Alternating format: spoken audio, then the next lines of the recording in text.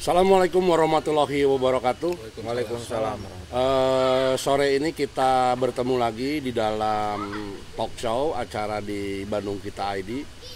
Saya David Riksa Buana. 30 menit ke depan kita akan bahas tentang kegiatan yang akan dilakukan di dalam rangka bagaimana lebih meningkatkan ekonomi masyarakat, juga pembangunan khususnya di bidang pariwisata di Kabupaten Bandung Barat. Terkait hari ini kita berada di Curug Sawer. Curug Sawer ini adalah salah satu lokasi yang di bawah kelola perhutani dan dikerjasamakan dengan masyarakat, tapi kondisinya masih seperti ini. Dan di Curug Sawer juga ada beberapa titik bangunan sejarah berupa bekas ex bangunan Radio Cililin, yang sepengetahuan saya Radio Cililin ini sangat penting karena dulu di rumah dinasnya pernah tinggal salah satu orang yang paling terkenal ganas zaman Belanda, yaitu Westerling. Westerling sendiri dia adalah kepala kompi di KST. KST itu kurang lebih semacam kesatuan khusus Belanda yang markasnya di Batu Jajar. Jadi hari ini kita akan bahas, kebetulan sudah datang Pak Kusnadi, salah satu binmas di Desa Cililin yang merupakan anggota dari Polsek Cililin. Sudah 7 tahun, Mang. 7 tahun ya, 7 tahun dia mengabdi di wilayah sini, dan menurut saya ini ada satu yang menarik. Kenapa saya menarik? Karena seorang polisi dengan yang, maaf dalam tanda kutip, hari ini seperti apa, tapi beliau coba menunjukkan bahwa seharusnya seperti ini loh polisi itu. Bagaimana landasan atau pondasi mengayomi, membina, mengarahkan, yang humanis, kan begitu. Jadi ini sangat menarik. Dan kebetulan kita juga hadir hari ini Kang Bubun. Kang Bubun ini adalah salah satu pemuda pelopor yang ada di Bandung Barat, yang beliau tinggalnya sangat jauh di sana di Taman Jaya. Tapi hari ini beliau menyempatkan hadir ke sini. Saya undang sengaja untuk bagaimana bercerita tentang kegiatan beliau hari ini yang coba mengendorse beberapa hal. Mengendorse beberapa hal dengan menggunakan kegiatan motor trail, dan dia juga sebagai YouTuber yang mencoba kontennya berisi tentang kehidupan sosial masyarakat, lingkungan, dan berbagai hal yang dia temui selama dia jadi budak angon numpak motor begitu. Oke, kita mulai saja. Kita akan mulai dari Pak Engkus. Pertanyaan pertama adalah, Pak Engkus ini sebenarnya orang mana dan keluarganya, apakah punya istri, apakah juga sudah punya anak, dan kenapa beliau sampai mempunyai pemikiran untuk bagaimana lebih mengekspresikan selain daripada tupoksinya, tapi libido tentang kebaikan ini yang ingin saya ungkapkan. Mangga, Pak Engkus silahkan. Panjang ceritanya, Kak. Siap, silahkan. Mohon izin, perkenalkan nama saya Kusnadi, ya. Pangkat saya Aibda. Saya berdinas di Polsek Cililin selaku Babin Kamtibmas Desa Cililin. Saya kebetulan sudah berumah tangga, Kang, ya. Punya anak 2, tinggal di Soreang, ya. Bukan orang Cililin, ya, betul. Nah, awal karir saya di Cililin 2015, ya. Saya jadi Babin Kamtibmas di Desa Cililin 2015 sampai sekarang, alhamdulillah udah 7 tahun. Ya. Alhamdulillah juga sudah sedikit banyak mengenal lah wilayah di Kecamatan Cililin, khususnya di Desa Cililin. Tidak ada yang menarik sebetulnya, Kang. Dari awal saya jalan aja, ngalur aja. Sebagai tugas pokok saya adalah pembina, ya, pemilih desa. Nah, dalam perjalanan tersebut saya tertarik dengan Cililin, ya. Cinta dengan Cililin ternyata. Kenapa cinta? Ternyata Cililin itu mempunyai nilai sejarah, ya. Kalau kita guar itu nilai sejarahnya cukup tinggi. Tadi Akang sampaikan juga di sini banyak peninggalan sejarah seperti halnya gedung radio itu zaman, kalau nggak salah kalau menurut sejarawan Chili itu dibangun sejak Perang Dunia Kedua ya. Betul. Tahun 1800 sekianan lah, termasuk juga ada guha di atas sana, guha persembunyian waktu penjajahan ya, di sana juga ada. Nah, kemudian sejarah di Pati Ukur juga Kang Iya, iya. pernah singgah juga ke wilayah Cililin ya. Kemudian pemerintahan dari zaman kerajaan dulu teh ternyata di Cililin juga ya, Betul.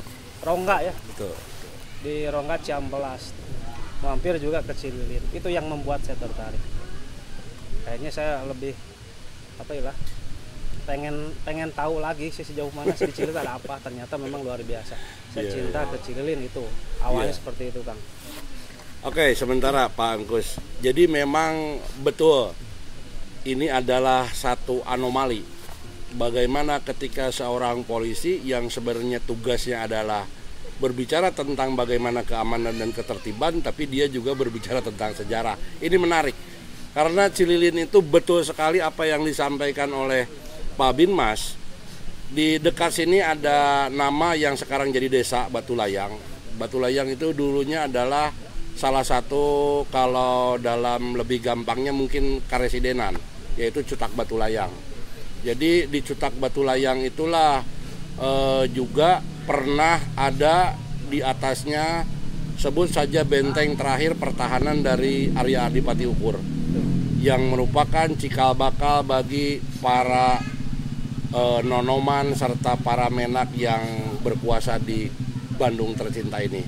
Kita lanjutin pertanyaannya ke Pak Angkus lagi.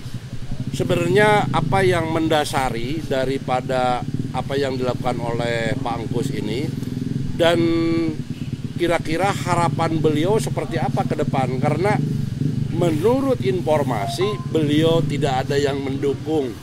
Silakan Pak Angkus. Baik, terima kasih Kang. Aduh, berat juga nih. Bebas Kang, bebas. Karena saya tidak terkait unsur apa-apa ya. Betul, Kang, ya. betul, Kita hanya tugas aja. Awalnya itu tadi Kang, saya sebagai pembina di desa, Ya. pasti pada tahu mungkin tugasnya tuh keamanan ya, keamanan di wilayah desa. Tapi setelah saya pelajari karakteristik wilayah, untuk menjaga keamanan ini, menciptakan keamanan ini banyak faktor juga ya yang bisa mendukung. Yang pertama adalah faktor ekonomi Kang ya. Betul. Ekonomi, terus kemudian faktor kesehatan ya. Di sini akan tercipta kondisi aman kalau ekonominya jalan Kang, mungkin di Sepakat, situ ya. sepakat ya. Terus kemudian juga kalau masyarakatnya sehat, insya Allah ya.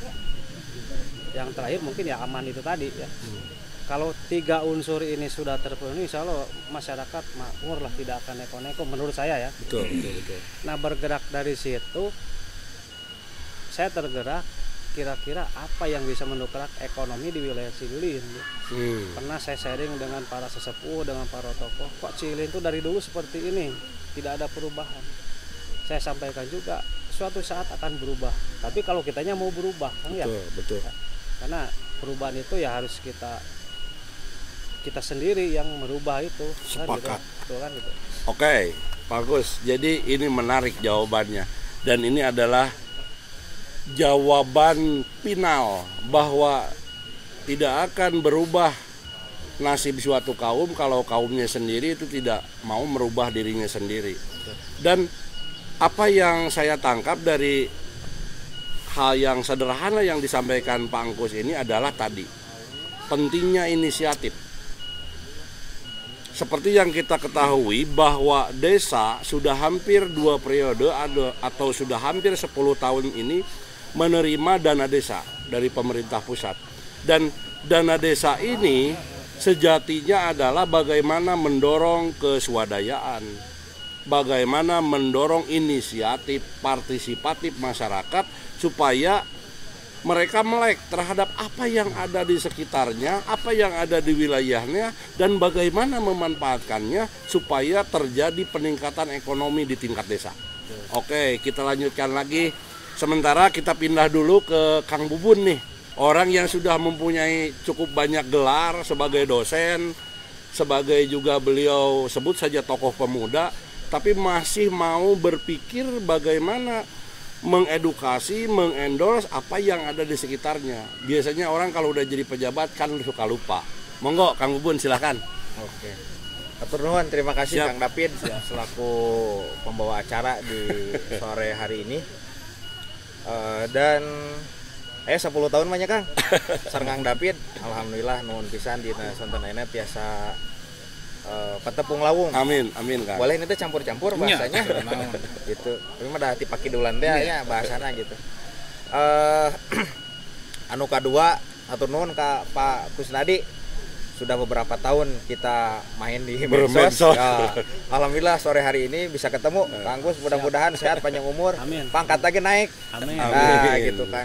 Insya Allah naik pangkat atas dasar kebaikan yang Kang Gus perbuat lah kira-kira hari ini. Dan Kang Dona ini salah satu dianggaplah punya spesialis dan bisa jadi mentor saya pada bidang media lah kira-kira gitu. Dan ini saya acungi jempol nih hari ini acaranya Bandung Kita ID yang kemarin sudah mengangkat salah satu tematik terbaik menurut saya selama Bandung Kita ID berdiri. Saya kira kemarin itu adalah bentuk karya fenomenal menurut saya ketika mengangkat salah satu kisah guru honor itu. Betul. Ini fenomenal dan luar biasa, dan itu adalah merupakan salah satu hal yang paling penting yang dilakukan oleh media. Jadi hari ini media itu hadir di tengah-tengah kegundahan, di tengah-tengah kekacauan masyarakat lah kira-kira gitu. Dan di situ hadir. Nah inilah Bandung Kita ID kira-kira gitu. Betul. Dan sim kuring mas sanes pejabat atau Kang kira-kira begitu ya. Makanya tulisan anaknya budak angon lah kira-kira gitu. Karena nanti Bandung Kita ini bisa mengekspos tentang budak angon. Kenapa bisa disebut budak angon kira-kira kan kira-kira gitu ya. Dan aneh lah kira-kira banyak orang yang bertanya kepada saya kenapa yang hari ini muncul namanya budak angon kira-kira gitu. Nanti kita akan bahas lah itu season selanjutnya lah kira-kira gitu. Itu juga memiliki jejak historis yang panjang sebetulnya kenapa saya disebut budak angon. Kadang-kadang juga saya dibentar lagi ku Kang Dona. Budak anggur macam kamu muncul. Poe ayeuna mah kira-kira gitu loh. Obrolan dulu. Nah, kira-kira gitu. Ternyata ini budak angornya dalam persepsi yang berbeda kira-kira gitu lah. Iya. Oke, terima kasih atas undangan Kang Dona, Kang. Atur nuhun pisan. Dan ini merupakan satu kolaborasi yang keren menurut saya, dan Kang Dona itu hadirnya di Cililin gitu loh. Curug Sawer kata saya, kok kenapa Kang Dona ini punya keterpautan rasa kira-kira gitu loh ke Cililin. Ini juga belum saya tanyakan ke Kang Dona kira-kira gitu ya. Dan ini saya ucapan terima kasih Kang. Sami-sami. Saya sebagai orang selatan yang dulu di mana setahu saya mungkin karena generasinya saya berbeda, tadi para nonoman ini berbicara tentang historis gedung radio dan sebagainya. Setahu saya bahwa Cililin itu adalah merupakan wilayah kewardanaan untuk wilayah Sindangkerta, Cililin, Gunung Alur, Rongga, Ciponggor pada waktu itu. Artinya ketika saya hari ini hadir di ruangan di tempat ini kira-kira gitu di Cililin, ini merasa terwakili juga kira-kira gitu bahwa pusat kota untuk wilayah selatan adalah Cililin kira-kira gitu. Nah, tadi sudah disampaikan oleh Pak Kus, dan berterima kasih juga nih untuk Pak Kusnadi. Ketika saya pantau nih Kang, luar biasa jejaknya Kang. Jadi saya apresiasi dan layak mendapat apresiasi menurut saya gitu. Kan dek diumrohkan macan boga duit ya Kang kira-kira gitu loh. Tapi mudah-mudahan lah ya jalan ya Kang gitu. Jadi ngobrolnya akang we lah kira-kira gitu. Nah, hari ini sebagai anggota Polri yang dimana menurut saya rasa kepercayaan publik terhadap Polri ini hari ini secara kelembagaan menurun, tapi dengan hadirnya Kang Kusnadi ini di Cililin merupakan salah satu terobosan terbaik menurut saya ketika hari ini salah satu anggota Polri ada di wilayah desa dan mampu dia mengeksplorasi berbagai macam kegiatan, dan ini keren kira-kira menurut saya. Nah, mengingat bahwa ini ada lokasinya adalah di Curug Sawer, yang sejak saya main ke sini juga Curug Sawer tidak ada perubahan yang signifikan menurut saya kira-kira gitu. Perubahan-perubahannya sih ada gitu, tapi signifikan itu enggak. Belum menurut saya gitu. Jadi walaupun saya bukan orang Cililin gitu, tapi memang ketika kita ngobrol di Dayeuh Kang, di mana Kang? Cililin kira-kira gitu dibahas tanya kira-kira gitu. Dan ikon terbaik Cililin sampai dengan hari ini kan Wajib Cililin. Kira-kira itu kalau misalkan dalam bentuk usaha masyarakat yang memang sudah fenomenal kira-kira gitu. Yang kedua adalah Curug Sawer ini sebagai destinasi wisata yang ada di Cililin, menurut saya. Nah, bonus tadi topografinya. iya betul, ini adalah merupakan satu titik terbaik dan sekarang jalan di depan sudah bagus. Yang penting jalan ke dalamnya belum kira-kira. Dan ini juga pertanyaan saya, kenapa gitu ya Curug Sawer tidak menjadi hal yang seksi gitu kira-kira gitu ya. Mungkin ada something wrong di dalamnya atau apa kira-kira kan kira-kira gitu. Jadi saya sebetulnya mah untuk hari ini tidak punya kepentingan apa-apa kan kira-kira gitu loh ya. Nah itu kira-kira Kang David ya. Saya sambung Kang David ya. Oke, silakan. Iya, mukadimahnya itu tadi mungkin bridging pembuka. Kita ngobrol santai aja nih. Iya. Ngobrol campur Sunda Indonesia itu sawios, Bang. Apalagi nih Kang Bubun kan punya channel YouTube juga nih, ya. Namanya teh Jejak Budak Angon. Jadi subscribe juga Jejak Budak Angon miliknya Kang Bubun. Nah, Mang menyambung pertanyaan dan jawaban yang tadi. Ini kan kita mangadabrur ya, adu bako lah. Bako. Mangga bilih badai nyesep oge teh sawios. Siap. Intinya ini kan potensi Kang Kus itu sudah 7 tahun mapping potensi wilayah yang ada di khususnya di Desa Cililin, umumnya di Kecamatan Cililin. Nah, ini yang ingin kita pertanyakan adalah gambaran apa saja gitu yang beliau dapatkan di lapangan kaitan dengan situasi sosial, ekonomi, kepemudaan mungkin, atau malah mungkin dengar-dengar tempo hari waktu ulang tahun KBB Manggun, beliau menginisiasi sebuah produk yang ingin melegitimasi bungkus wajit yang akhirnya ya sempatlah kemarin itu sempat dibuat sumber wajit tadi Cililin, bungkusnya ada di desa mana ketika beliau sempat jadi babin di Karyamukti ya. Nah itu dia tuh salah sawios temuan-temuan beliau yang ada. Ini sebelum ke Kang Bubun, Bang Kus bisa ceritakan nggak pendekatan apa saja yang dilakukan oleh Bang Kus? Pola pendekatan komunikasi apa saja? Karena kan tipikal orang-orang Cililin dan desa-desa tetangga ini beda dengan Batu Jajar, dengan Ciamplas sekalipun gitu. Apa sih yang Bang Kus temukan di lapangan tipikal permasalahan-permasalahan tadi?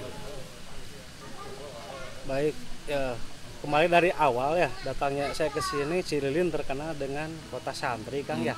Artinya bukan hanya desa Cililin, tapi Cililin itu luas tadi Kang Bubun nyampaikan sampai Gunung Halu malah. Nah ternyata setelah saya masuk ke sini itu segala aya, ya. Semua ada Kang. Bahkan narkoba pun ada di sini. Ya. 3 kilo lagi ya dulu. Peredaran narkoba di wilayah Cililin 3 kilo. Nah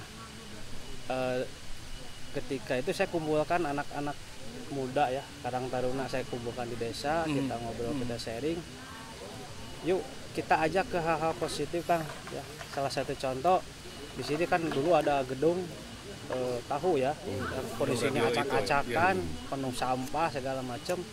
Kita rekrut Karang Taruna desa dan kecamatan, kita ajak, kita bersih-bersih di situ, kita buat keinginan kita itu, rencana kita pengen gedung seni budaya ya. Jadi siapapun atau dari golongan manapun bisa menggunakan gedung itu. Tuh. Mau musik Sunda, musik Islamik, musik pop segala macam, kita kumpul di situ. Harapannya seperti itu. Tapi memang banyak kendala ya, banyak kendala juga di situ. Saya tidak akan istilahnya spesifik gimana, mungkin nanti juga kakak udah pada tahu lah seperti apa ya. Yang harapan mudah-mudahan dengan adanya kegiatan ini beliau-beliau ini bisa mendukung, mensupport ya. Ketika generasi muda kita ini ingin berbuat baik, mudah-mudahan bisa dukung dan support, entah dengan apapun ya. Nah yang kedua, saya itu tidak pernah pandang bulu ya. Mau dia berpenampilan seperti apa, kita tidak pernah pandang bulu. Yang penting dia punya itikat ingin memajukan, ketika berbuat baik, saya pasti angkat. Termasuk mungkin anak-anak pang ya dulu di alun-alun, kita rangkul juga. Alhamdulillah. Klub motor, alhamdulillah kita rangkul juga di alun-alun. Kita kasih komunitas klub nongkrong Cililin ya. Itu dari berbagai jenis kendaraan tuh alhamdulillah. Tujuan saya apa ya? Itu tadi memelihara Kamtibmas biar enak aman lah gitu. Nah tadi Kang Dona nyampaikan karakteristik Cililin, Cihampelas itu kan pasti beda-beda. Apalagi yang di gunung sana makanya itu beda-beda. Pola pendekatan saya tidak berubah kan ya. Kita sentuh ya, sentuh. Kita tidak dengan kekerasan ya. Kita rangkul. Pada intinya mereka itu ingin menunjukkan sesuatu eksistensinya. Kalau kita langsung pending itu pasti akan meledak ya. Seperti air mengalir kita bendung pasti akan meledak. Tapi kalau kita tampung dulu aspirasinya apa, nanti kita arahkan bareng-bareng dengan hal positif, insya Allah ya mereka juga nanti akan ngikut ke kita ya. Salah satu contoh waktu itu tahun baru ya, tahun baru Masehi waktu itu di alun-alun itu pasti penuh tuh kalau tahun baru. Berbagai kalangan di situ ada. Tapi saya dengan rekan-rekan kita adakan acara Cililin ngahiji ngawangun bangsa mandiri tur nyantri ya. Jadi kita talk show seperti ini kan. Talk show ada live musik, ada juga tausiah. Ya. Ketika turun semua anak-anak itu berbagai apa tadi atribut segala macam kita pancing dengan musik ska. Kumpul semua. Pada saat kumpul kita tampilkan ustadz ceramah di situ. Awal-awal ustadz kan kaget, kok masa saya disuruh ceramah di tempat ini. Saya bilang kan untuk syiar agama itu ya inilah tempatnya kan gitu. Kalau di masjid itu kan orang-orang yang sudah punya hidayah kan gitu. Bahkan saya juga belajar sampai belajar itu. Gitu Kang, cara-cara humanis lembut lah. Itu dalam satu aspeknya ketika memang Abang coba menyiasati atau pola pendekatan yang dilakukan Bangkus ketika saat menghadapi komunitas-komunitasnya. Betul. Nah, ini kan memang indikator keberhasilan itu bukan hanya dilihat dari penuhnya jeruji sel. Betul. Tapi hal-hal preventif tadi yang dilakukan Abang ya. Nah, itu Bang.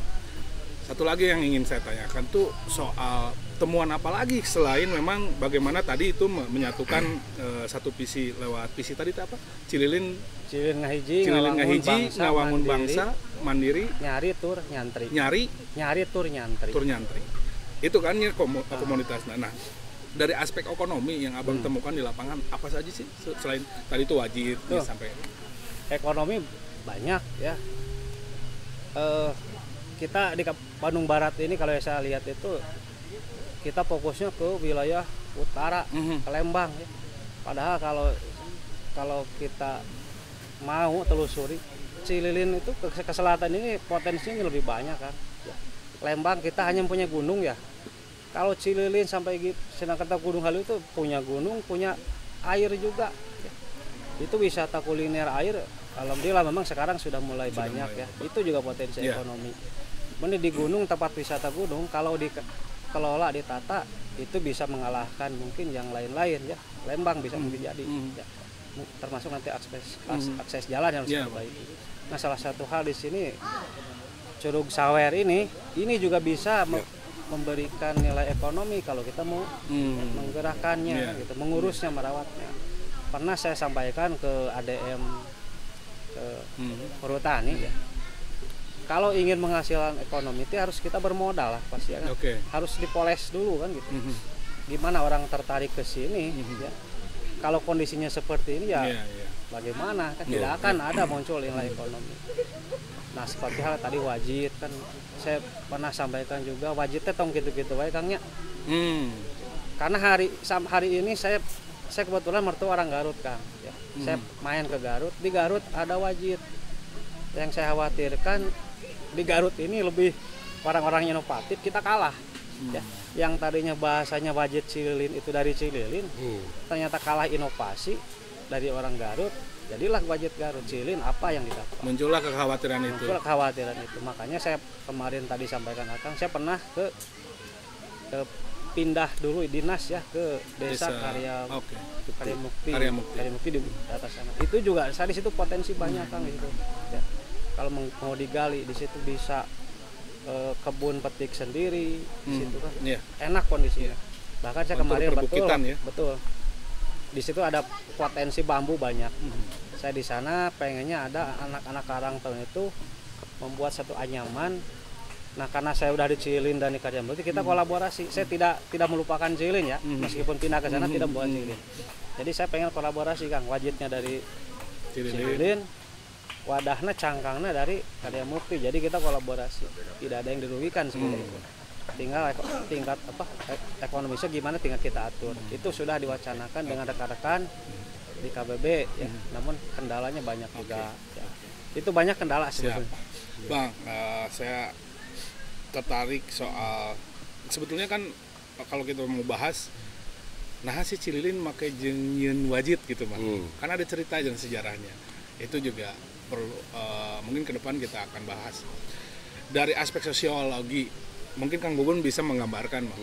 Ya artinya mah kan budak angon. Betul. Komunitas-komunitas Bang. Artinya banyak bermunculan komunitas hari ini menjadi sebuah tantangan bagi mereka yang menjadi pengelola negara ini. Salah satunya kewajiban mereka, tapi kita juga memiliki kewajiban yang sama. Menurut pandangan Mang Bubun nih, munculnya banyak munculnya beberapa kelompok gitu lah, katakan di tengah masyarakat ini, sejauh mana sih pemerintah hari ini bisa menaungi mereka untuk bisa kita negara arahkan lah gitu. Oke. Tadi asik juga tadi kalau nyimak Pak Kusnadi ya berbicara tentang Cililin, tapi arahnya saya ke komunitas.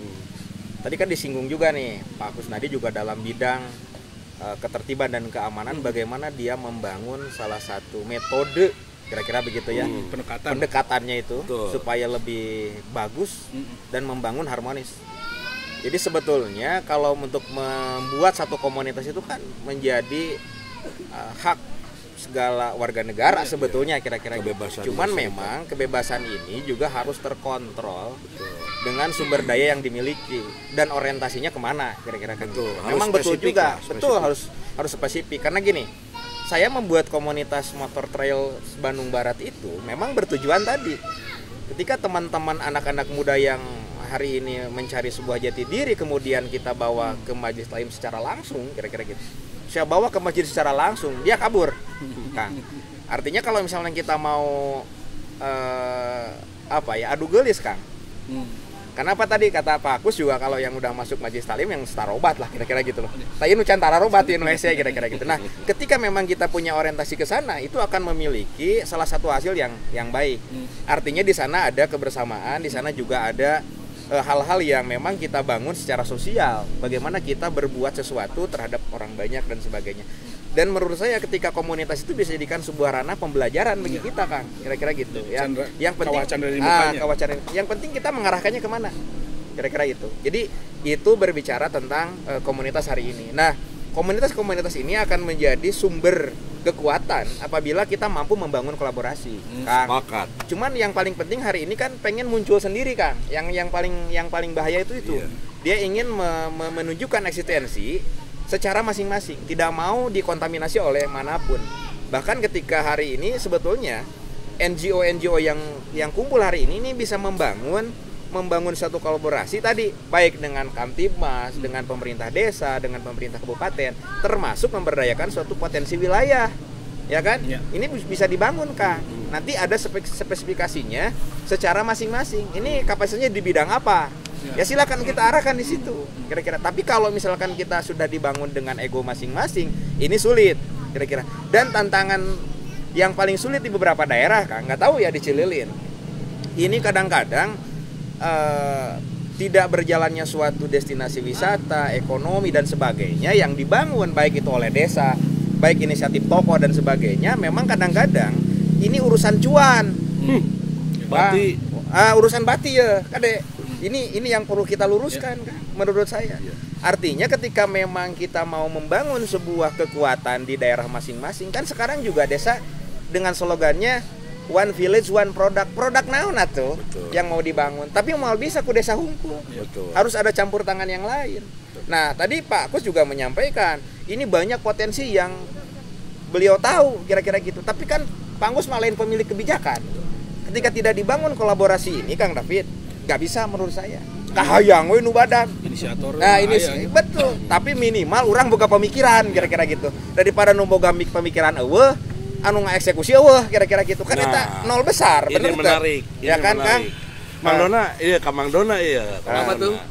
Jadi gini, yang menarik ini sebenarnya ini terkait dongeng heureuy. Ketika Mang Dona meriput bab Pemperda. Oh, kemarin. Okay. Jadi saya kadang-kadang berpikir begini, Kang. Sering saya konsultasi. Kaitan dengan aturan itu. Sering saya konsultasi ngobrol dengan dinas terkait, baik pariwisata maupun yang lain.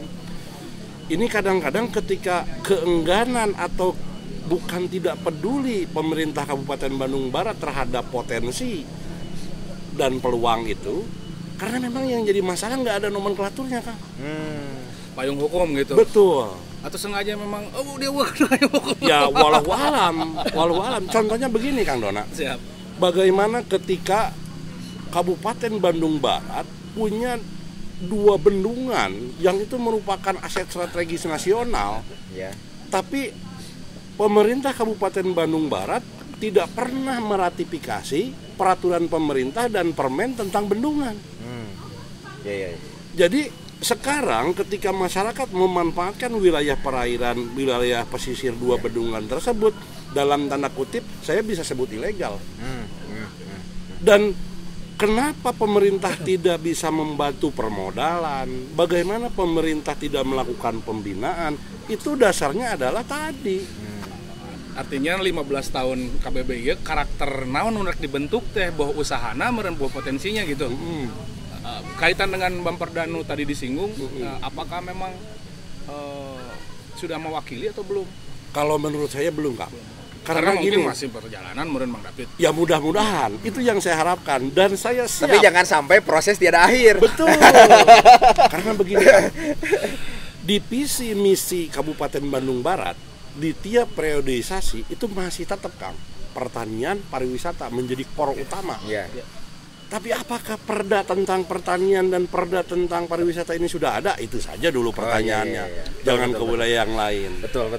Sepakat. Dan satu lagi, ini yang menarik tadi, ini sangat menarik. Berarti ini juga Bang Kus kaitan dengan kunaon sih jadi gitu. Betul. Ini regulasinya mah. Betul.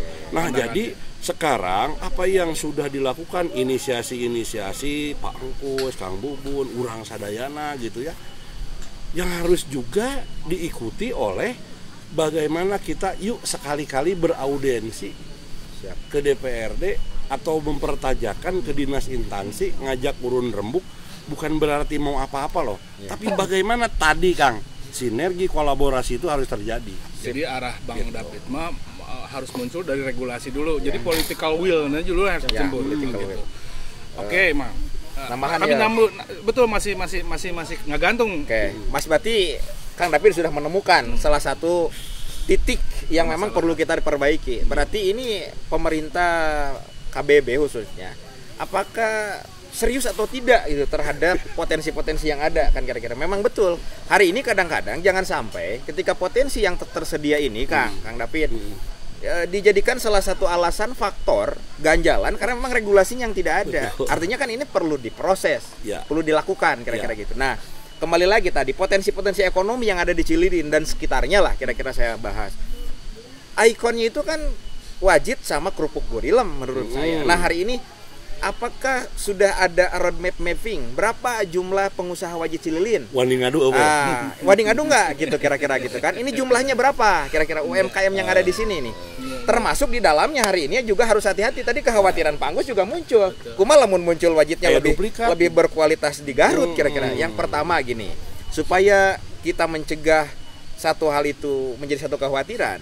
Apakah UMKM di kita ini sudah difasilitasi secara regulasinya? halalnya, BP POM-nya dan sebagainya, terdata nggak kira-kira Atau gitu. bernaung di dalam koperasi misalnya. Bernaung dalam koperasi dan sebagainya. Ini kan satu harapan menurut saya mah kira-kira coba difasilitasi itu kira-kira gitu kan. Atau hanya dibuat objek. Atau hanya dijadikan sebuah objek saja kira-kira kan gitu loh. Nah, ini juga menjadi salah satu branding ini adalah satu hal yang sangat penting David kira. Jadi lamun rek nyieun usaha teh serba susah, label halal kudu mayar segala macam kira-kira kan sebagainya kan kira-kira gitu. Nah, hal-hal itu yang menurut saya juga selain daripada regulasi, hal itu juga perlu dibenahi. Yang pertama, Kang Dona, yang saya lihat itu bahwa hari ini kita harus mengidentifikasi dulu masalahnya, baru tadi di roadmap kan dan dibantu dengan regulasi. Ini akan berjalan lancar menurut saya kira-kira. Terus di bawahnya ketika regulasinya sudah ada, identifikasi masalahnya sudah ada, roadmapnya juga sudah ada. Nah, ini tinggal yang di bawahnya. Mau nggak membangun kebersamaan ini? Tong orientasina kana duit lah kira-kira gitu. Yang penting aya we heula, maju heula. Kayak gampang eta mah bagi-bagi nu kitu mana, tapi kadang-kadang persoalannya begitu ya. Ini kadang-kadang kita berurusan pertama, kalau nggak dengan perkebunan, kita dengan perhutani kan. Karena destinasi-destinasi wisata itu adanya di situ. Saya dijawab kira-kira gitu. Atau dengan masyarakat sekitar. Hayang bagi hasil, hayang ya. Eta can jadi nges direnyongi kira-kira gitu. Nah, ini kan karakter orang. Memang ketika mau maju teh mendok deui kira-kira gitu. Nah, hal ini memang perlu diruruskan lah mindset orang, ya maksud saya. Jadi orang tong mikiran beteng orang poe ayeuna gitu Kang Dona, maksudnya teh Kang David. Tapi jika ke Pangkus kan teu mikiran beteng ayeuna meureun, tapi meureun bisa saja anak Pangkus hijuna bisa cing dicililin. Bisa mampu menikmati hal itu. Atas apa? Atas jasa orang tuanya. Kira-kira kan gitu. Ketika kita berpikir sudah bagi hasil dan sebagainya, mau maju Kang menurut saya. Kadang-kadang ini tidak sedikit di beberapa wilayah gini. Karang Taruna misalnya, ini membranding satu wilayah untuk menjadi tempat camping. Ternyata LSM yang lain ikut nimbrung. Nah, akhirnya paciweuh teu puguh. Orang desa juga tuh bisa kukumaha. Tahu lah kayak itu. Nah, kan kira-kira begitu. Ini bukan hanya dicililin, Kang. Nah, artinya mindset orang, ego orang kudu diturunkeun. Anu dikeluarkan naon? Ide gagasan anu cerdas. Menurut saya mah kira-kira kan gitu loh. Ini potensi-potensi curug sawer oge kan gitu loh potensinya. Kenapa nepi ka ayeuna nu ngagarap? Karena satu ada kekhawatiran. Aing geus ngagarap ternyata dicokot ku batur. Karena legalitasnya teu jelas, arahna teu jelas. Terus nu di dia potensi-potensi SDM-na kurang misalnya, atau di sini potensinya bagus tapi sieun disingsiunan dan sebagainya kira-kira gitu. Nah, hal ini sebetulnya berbicara tentang potensi wilayah dan tadi berimbas pada daya beli.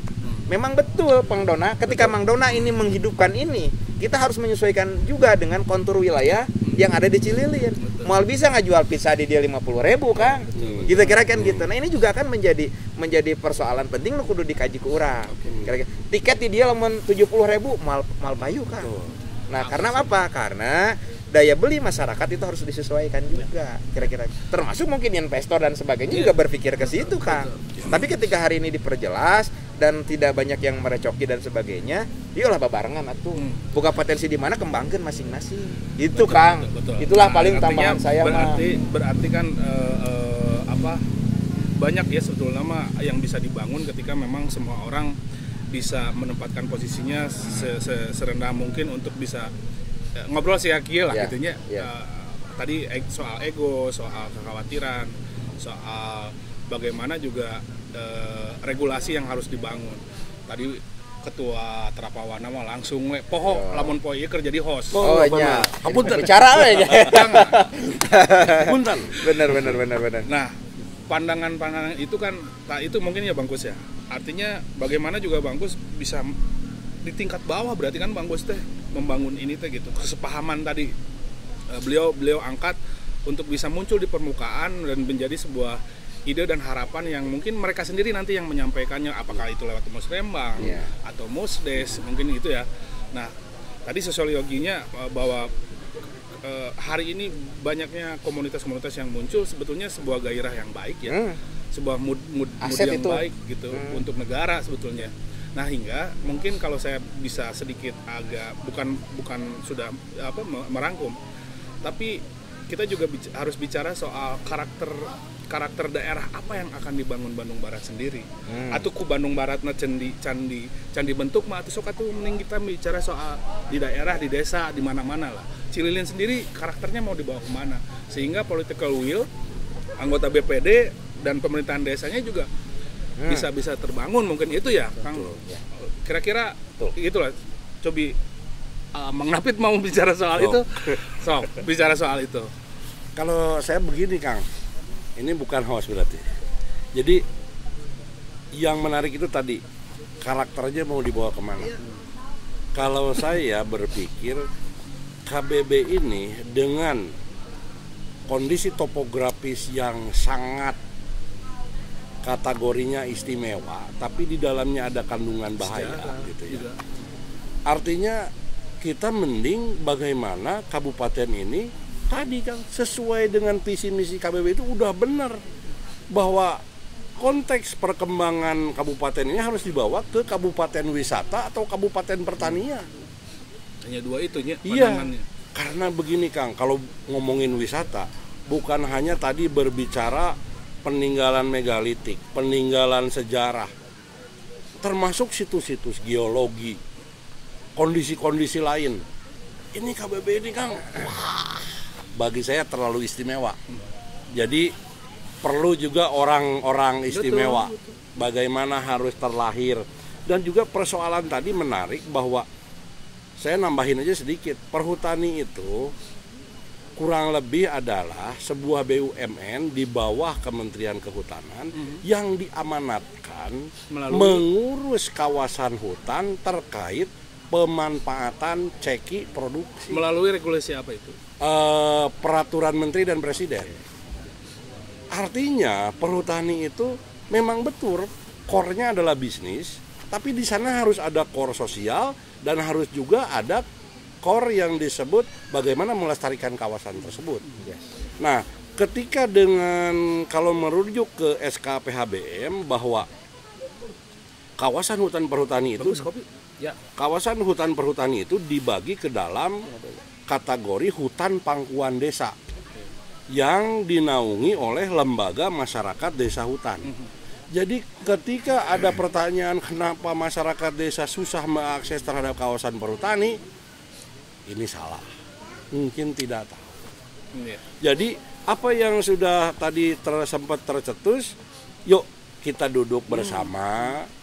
Dan bagaimana orang perhutani juga harus mensosialisasikan aturan-aturan terkait bagaimana pemberdayaan masyarakat di sekitar hutan.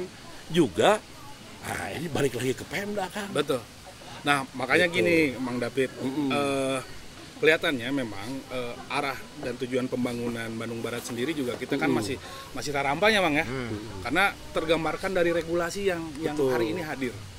Tadi itu bagaimana juga mereka mengelola anggaran untuk bisa membangun sebuah misal gitu, karena memang topografi mate gunung jeung pengairan jeung aliran air gitu, das dan saguling ini mereka tidak mungkin butuh masukan dari masyarakatnya sendiri, hingga mungkin lewat momentum tiap tahunnya misal 15 tahun berarti kan sudah ada 15 kali RPJMD. Benar. Artinya gitu. Nah itu dia lah. Nah maka mungkin dialog-dialog seperti ini yang memang mungkin kita hantarkan lah ke beliau-beliau supaya bisa kembali merefresh bagaimana ini tahun 2024 kan akan sebentar lagi nih. Mudah-mudahan RPJM Cup ke depan bisa lebih menjurus lagi. Bang Kus, saya balik dulu ke Bang Kus. Tapi dicabut dulu tadi teh hostnya karena memang pandangan dalam gitu ya. Pandangan dalam saya ambil alih dulu nih, Mang. Siap. Nah, Bang Kus, itu tadi kan saya dengar dulu. Balik lagi ke soal bagaimana juga Bang Kus melakukan pendekatan ke wilayah paling dasar di masyarakat. Bang, saya dengar abang dulu pernah menginisiasi untuk bisa ngagelisan hiji aset daerah. Sebut saja kita gedung radio atau gedung tahu lah, kita lebih kenal gedung tahu sebetulnya. Padahal itu adalah tempat apa Mang David dulunya? Pemancar radio ya. Di situ. Nah, abang melihat bahwa ini terbengkalai Ya. sangat tidak layak lah gitu ya. Jadi kandang embe, jadi apa gitu, dimanfaatkan juga sih sebetulnya sama masyarakat. Saya dengar kemarin sempat pernah Abang ingin menginisiasi dan memang sempat berjalan untuk membiayai pemeliharaannya itu, sempat menginisiasi mengalihkan parkiran sepeda motor yang ada di desa, yang ada di sekolah ya. Dengan tujuan hasilnya itu 100% untuk pemeliharaan dan pemberdayaan. Dan itu saya dengar langsung dari Pak Kades dan memang itu berhasil gitu. Apa betul Bang gitu? Pernah berhasil ya? Ya. Pernah berhasil. Ya, pernah. Ya. Alhamdulillah. Dan Pangkus adalah inisiatornya. Dan inisiator saya dengar gitu. Nah, ini kan di depan beliau. Dan kenapa Bang itu berhenti gitu loh Bang? Intinya mungkin gini Kang ya. Tadi memang saya kembali lagi saya ke tupoksi awal, takutnya nanti saya melenceng kemana-mana, ada yang kesinggung lagi ya. Nah, selain dari tupoksi saya juga merasa tergugah ketika ada aset negara ya yang potensi itu kok terbengkalai gitu. Intinya gitu kan. Saya tuh ingin gimana kalau bisa dimanfaatkan untuk kepentingan masyarakat gitu kan gitu. Makanya kemarin itu saya sempat kita undang para pihak yang berkepentingan di situ untuk bersama-sama ya bersama-sama memelihara, membangun dan memanfaatkannya itu. Nah, sudah kita sepakat waktu itu yuk bebarengan kan gitu. Nah, tadi terkendala biaya ya untuk merawat ini kan perlu biaya gede kan ya. Betul. Cuman dari mana itu kan kita. Nah, kalau kita menggunakan dari anggaran dana desa, saya ngobrol dengan Pak Kades, itu kan asetnya ya belum jelas ya tanah itu. Tapi kalau kita menunggu itu sampai kapan kaburu hancur kan lebar ya. Ya, makanya kita berpikir, bahkan saya sampai ke rumah gimana caranya ini supaya ada anggarannya. Entah salah atau enggak ya, tapi tujuan kita tidak yang lain-lain ya. Tujuannya fokus tadi untuk membangun ya. Kita ngobrol dengan kepala sekolah, pendekatan gini-gini. Akhirnya alhamdulillah waktu itu zaman Pak Suhendi kepala sekolah. Untuk membiayai gedung itu, parkir motor dari sekolah itu dikegedungkan ya. Dengan harapan dari parkir itu untuk membangun gedung. Tapi bukan kita mengeksploitasi anak, tidak ya. Betul. Sumber-sumber dari mana saja, yang penting kita bisa membangun itu hanya salah satu potensinya aja. Hanya salah satu saja, tapi yang lain-lain mungkin kita cari udunan lah paling banyak gitu. Tapi tidak ada unsur saya ingin memiliki gedung, tidak ya. Yang penting tujuan saya itu ini gedung bisa manfaat ya, untuk masyarakat dan untuk semuanya lah dipakai, yang lainnya itu aja kan ya. Memang pernah menginisiasi itu, termasuk mungkin Curug Sawer sendiri ya. Sayang seperti ini kondisinya tadi Pak Bubun sampaikan mual aya unsur ekonomi lamun tadi tata kelolanya. Sekarang warga Cirilin mau masuk ke Curug Sawer, kalau tiketnya misalkan tadi 10.000 aja, kalau kondisinya seperti ini mana mau bayar. Apa yang dilihat. Tapi kalau kita kelola, ditata, jangankan 10.000 misalnya, 15.000 pun orang sini pasti berani, karena ada kepuasan ya, ada kepuasan batin yang dilihat. Nah, ini saya pernah dulu menginisiasi, bahkan menyampaikan, mengajak juga ke perhutani, yuk Curug Sawer ini kita buat wisata edukasi ya. Wisata edukasi itu termasuk di situ ada kebun binatang mini Kang. Ya kita yang kecil-kecil aja, rusak di sini ada angsa lah. Jadi orang berkunjung teh naon sih tinggal yeuna ini ya benar Pak gitu. Punten harus saya cut karena memang beliau sudah kasih arahan. Tapi nanti kita gali lagi ya. Mungkin masing-masing kita pisahin ya. Itu Mang David. Closing statementnya Mang David. Saya kembalikan lagi posisi Mang David sebagai host, dimintai closing statementnya dari Kang Bubun dan Bang Kus, Bang. Silakan. Oke, tak terasa sudah 1 jam ngobrol, terlalu asik ngomongin Bandung Barat, nggak akan ada habisnya. Sebelum ditutup kita dengar, jangan closing statement deh bahasanya, harapannya dari Kang Kus, silahkan pertama. Harapan apa nih Kang? Harapan tentang apa yang sudah dilakukan. Ya di Cililin Harapan ini lah. kedepannya mungkin, menurut Akang. Nah, seperti mungkin saya bukan ujung takabur ya, seperti apa yang pernah saya lakukan juga mungkin ini udah yang hebat-hebat semua nih ya. Harapan saya ke depan itu jangan cukup di sini Kang ya. Harus ada generasi-generasi yang lain yang peduli dengan Amin. wilayah sendiri lah ya. Amin. Amin. Paling tidak minimal wilayah sendiri aja dulu kan gitu. Harus tadi apa yang disampaikan budak Angon ya, budak Angon itu belum muncul, bukan kalau menurut saya nih, bukan nanti, Harus sekarang muncul pun justrunya. harus ada ya. Iya. Meskipun itu tidak terlihat, tapi dia udah berbuat, itu aja. Itu budak Angon sebetulnya, menurut saya nih ya. Iya. Ketika dia mau berbuat, meskipun tidak diekspos, tidak terkenal, itulah budak Angon sesungguhnya. Itu Bang Kang. Oke, siap. Kang Bubun, mangga harapannya kumaha? Oke, salah satu harapan saya, harapan nama gumbira lah sebenarnya Wah, saya teh gitulah masyarakat Bandung Barat teh anu sesuai jeung slogan gitu hayang nama Kang. Betul. Sejahtera, nyaman, tentram jeung segala rupa lah kira-gitu. Berarti kan Iya, bener. sehat lahir, sehat batin, sehat goah beureun kira-kira gitu. Itu harapanna mah Kang. Cuman eker ngamunculkeun kahayang eta Kang. Tetep kudu ku hate anu bersih. Amin. Moal bisa.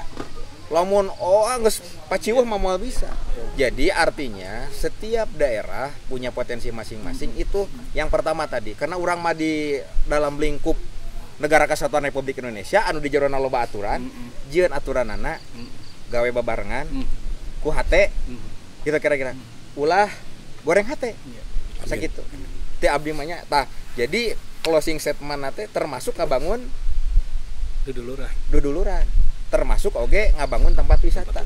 Jadi kalau pakia-pakia pagirang-girang tampian, nepi ka iraha oge kahayang pangkus teh moal kawujud. Iya.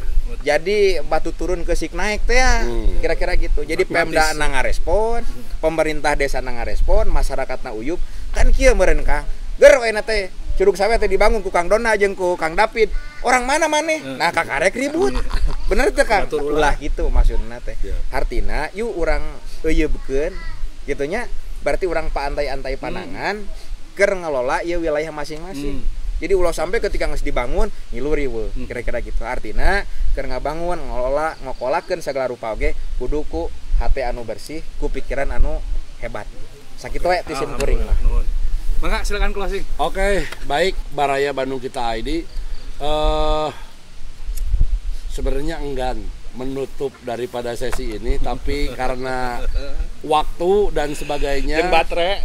Satu yang terpenting adalah tadi saya coba simpulkan bagaimana ke depan warga masyarakat Kabupaten Bandung Barat ini harus guyub, akur. Hatur nuhun, Sim Kuring David Sabuana. Assalamualaikum warahmatullahi wabarakatuh.